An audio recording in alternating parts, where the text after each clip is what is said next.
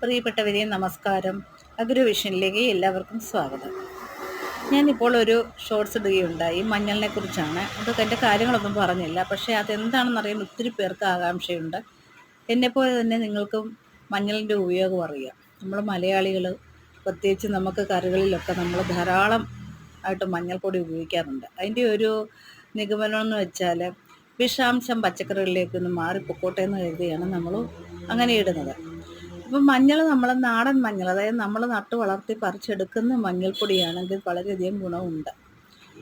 അതുപോലെ തന്നെ നമ്മളിപ്പോൾ വാങ്ങിക്കുന്നത് മാർക്കറ്റിലെ മഞ്ഞൾപ്പൊടിയാണ്, പാക്കറ്റ് മഞ്ഞൾപ്പൊടി. പല ബ്രാൻഡഡ് കമ്പനികളും മഞ്ഞൾപ്പൊടി ഇറക്കുന്നുണ്ട്. അതിലധികവും കളർ ഉണ്ടാകാനുള്ള കെമിക്കൽസ് ചേർക്കുന്നു. അതുപോലെ തന്നെ കപ്പപ്പൊടി, കാട്ടുമഞ്ഞൾ, അതുപോലെ മറ്റ് കൂവയില്ലേ, കാട്ടുകൂവ, ഇവയുടെയൊക്കെ പൊടിയാണ് കൂടുതലായിട്ട് ഉപയോഗിക്കുന്നത്. ഇത്രയധികം മഞ്ഞളൊന്നും കൃഷി ചെയ്ത് നമുക്ക് പാക്കറ്റുകളിൽ ലഭ്യമല്ല. അപ്പോൾ അതിനെക്കുറിച്ച് നമ്മൾ ബോധവാന്മാരാകണം.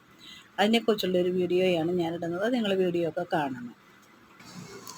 ഇന്ന് നമ്മൾ ഉപയോഗിക്കുന്ന പാക്കറ്റ് മഞ്ഞൾപ്പൊടി വ്യാജമാണ്. ഞാൻ പറഞ്ഞ പോലുള്ള പൊടികളും അതിൻ്റെ കെമിക്കൽസും ഒക്കെയാണ് ചേർക്കുന്നത്. മെറ്റാലിൻ യെല്ലോ എന്ന കളറാണ് അതിനകത്ത് ചേർക്കുന്നത്. അത് മാരകമായ ഭവിഷ്യത്ത് നമുക്കുണ്ടാക്കും. നമ്മുടെ നാഡീവ്യൂഹത്തിനെ അത് ദോഷമായിട്ട് ബാധിക്കുന്നുണ്ട്.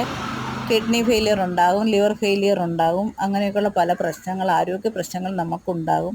അപ്പോൾ നമ്മൾ ശുദ്ധമായ രീതിയിൽ പല സ്ഥലങ്ങളിലും മഞ്ഞൾ കൃഷി ചെയ്യുന്നുണ്ട്. ഒന്നില്ല അവിടുന്ന് നമ്മൾ മഞ്ഞൾപ്പൊടി വാങ്ങിച്ച് ഉപയോഗിക്കുക, അല്ലെങ്കിൽ നമ്മുടെ വീട്ടുവളപ്പിൽ തന്നെ ഗ്രോ ബാഗിലോ ചെടിച്ചട്ടിയിലോ മണ്ണിലോ ഒക്കെ നമ്മൾ കൃഷി ചെയ്ത് മഞ്ഞൾ ഉണ്ടാക്കുക. വീട്ടിൽ തന്നെ ഉണ്ടാക്കാമല്ലോ. അപ്പോൾ മഞ്ഞൾ നല്ല ഗുണങ്ങളുണ്ട്. പഴയ കാലം മുതലേ ആൾക്കാർ വിഷം മാറാൻ, പച്ചക്കറികളിലെയും മറ്റുള്ളൊക്കെ വിഷം മാറാൻ വേണ്ടി മഞ്ഞൾ ഉപയോഗിക്കുന്നു. സൗന്ദര്യവർദ്ധക വസ്തുക്കളിലും മഞ്ഞൾ ഉപയോഗിക്കുന്നു.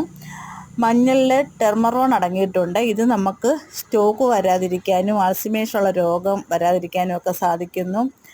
അതുപോലെ തന്നെ അണുബാധ മാറും, അലർജി രോഗങ്ങൾക്ക് നല്ലതാണ്, ക്യാൻസർ കോശങ്ങളുടെ വളർച്ചയെ തടയുന്നു, ഓർമ്മശക്തി വർദ്ധിപ്പിക്കുന്നു, അങ്ങനെയൊക്കെ പല ഗുണങ്ങളുണ്ട്. സന്ധിവാതത്തിന് നല്ലതാണ്.